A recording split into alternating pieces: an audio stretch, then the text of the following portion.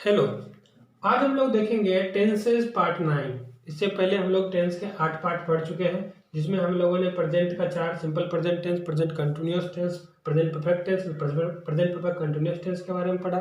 फिर पास्ट के 4, past indefinite tense, past continuous tense, past perfect tense और past perfect continuous tense के structure, rules and उसके uses पढ़ चुके हैं। आज हम लोग देखेंगे टेंसेज विद फ्यूचर टाइम, और इसके अंतर्गत टेंसेज विद फ्यूचर टाइम यानी फ्यूचर टाइम का सबसे पहला टेंस सिंपल फ्यूचर या फिर फ्यूचर इंडेफिनिट टेंस के बारे में पढ़ेंगे। चलिए सबसे पहले बात करते हैं हम लोग इसकी स्ट्रक्चर की। तो सिंपल फ्यूचर टेंस का अफर्मेटिव स्ट्रक्चर है सब्जेक्ट प्लस शैल या विल प्लस वर्ब का पहला रूप प्लस ऑब्जेक्ट। इसका नेगेटिव स्ट्रक्चर है सब्जेक्ट प्लस शैल या will plus not plus V1 plus object. इसका इंट्रोगेटिव स्ट्रक्चर है शैल या will plus subject plus V1 plus object question mark. Interrogative negative structure है शैल या will plus subject plus not plus V1 plus object. जैसा कि मैं पहले से आपको बताते आ रहा हूं कि जब इंट्रोगेटिव में WH वर्ड हूं, व्हाट, वेयर, हाउ एक्सेट्रा लगा देते हैं तो वो हमारा बन जाता है WH इंट्रोगेटिव। और इंट्रोगेटिव निगेटिव में जब ये सब वर्ड ऐड कर देंगे तो हमारा हो जाएगा WH इंट्रोगेटिव एंड निगेटिव। अब पहले समय में हम इस टेंस को पहचानते कैसे थे? हम लोग याद रखते थे कि जिस हिंदी वाक्य के क्रिया के अंत में गा, गे, गी लगा रहे वह टेंस क्या होगा? सिंपल फ्यूचर टेंस का होगा।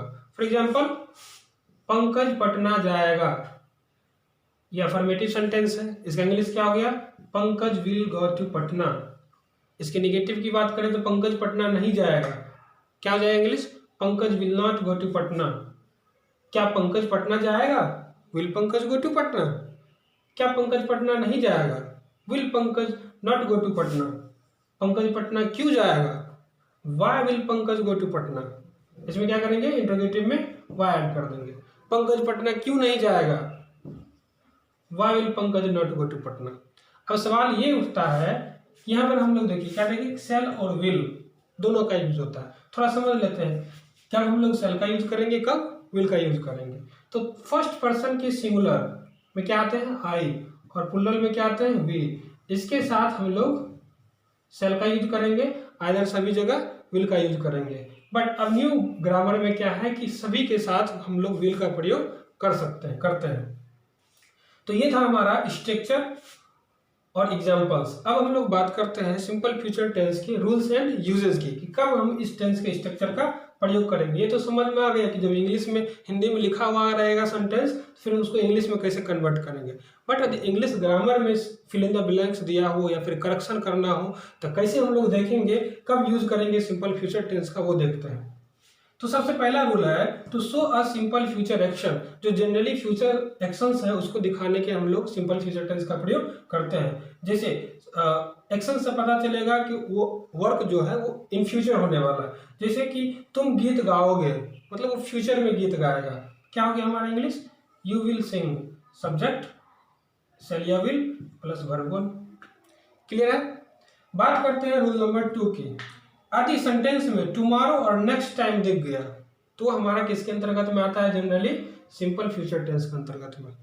क्लियर है? फॉर एग्जांपल, वह वहां अगले बार, सॉरी माफ कीजिएगा, यहाँ अगले बार जाएगा। क्या जाएगा English? He will go there next time. ये जो नेक्स्ट टाइम दिखा ना, तो हम लोग दिमाग में पुट कर लेंगे कि यहाँ पर हमेशा क्या होगा? शैल या विल प्लस V1 ही होगा। क्लियर है? इसको राइट डाउन कीजिए, फिर इसके आगे का रूल देखते हैं।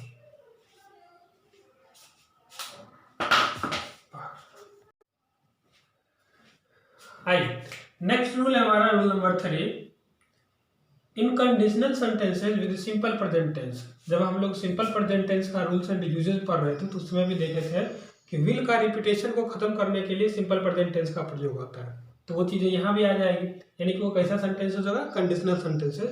तो कंडीशनल सेंटेंसेस का 2 पार्ट में क्या होता है? एक पार्ट को रखते हैं सिंपल फ्यूचर में और दूसरे पार्ट को सिंपल प्रेजेंट टेंस में। मैंने आपको बताया था कि कैसे पहचानेंगे किसको सिंपल प्रेजेंट में रखेंगे और किसको सिंपल फ्यूचर में। तो जिस एक्शंस के साथ में, जिस पार्ट में आपको कंडीशन शो करेगा, कंडीशन शो करने का मतलब इफ लगा रहेगा, यदि लगा रहेगा, वो हमारा हो जाएगा कंडीशनल पार्ट, तो उसके साथ हम लोग प्रयोग करेंगे सिंपल प्रेजेंट का, और जो एज रिजल्ट पार्ट है उसके साथ प्रयोग करेंगे सिंपल फ्यूचर का। फॉर एग्जाम्पल, यदि तुम अच्छे से गीत गाओगे तो प्रथम पुरस्कार जीत जाओगे। ये देखिए दो पार्ट है, एक पार्ट है प्रथम पुरस्कार जीत जाओगे और दूसरा पार्ट है हमारा यदि तुम अच्छे से गीत गाओगे।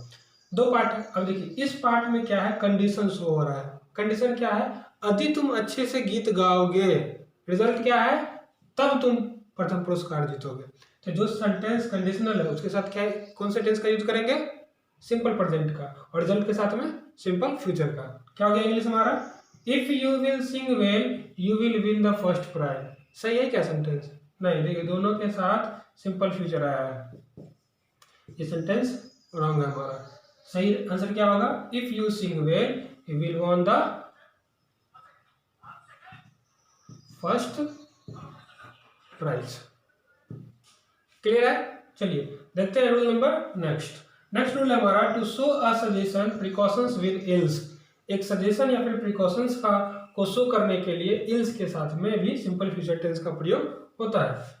तो स्ट्रक्चर क्या रहेगा हमारा, जो सजेशन है so plus else plus subject plus एलिया will plus V1 plus object. For example, run fast else you will miss the train. ये हमारा सजेशन हो गया, इल्स जुट गया, और ये हमारा other part of the sentences हो गया। क्लियर है।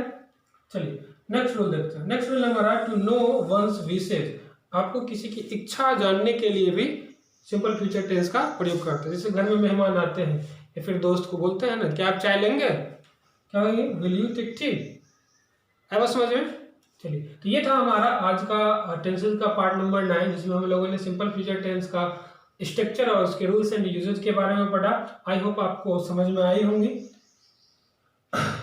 तो पीछे की तरह आप लोग क्या करेंगे, इस पे 10 sentences etch structure and rules पर आप 10 सेंटेंसेस का प्रैक्टिस कर लेंगे। और जिन्होंने भी पीछे का पार्ट्स नहीं देखे हैं उसका लिंक मैं डिस्क्रिप्शन में दे दूंगा, आप वहां जाकर के देख सकते हैं। आज के लिए इतना ही, धन्यवाद।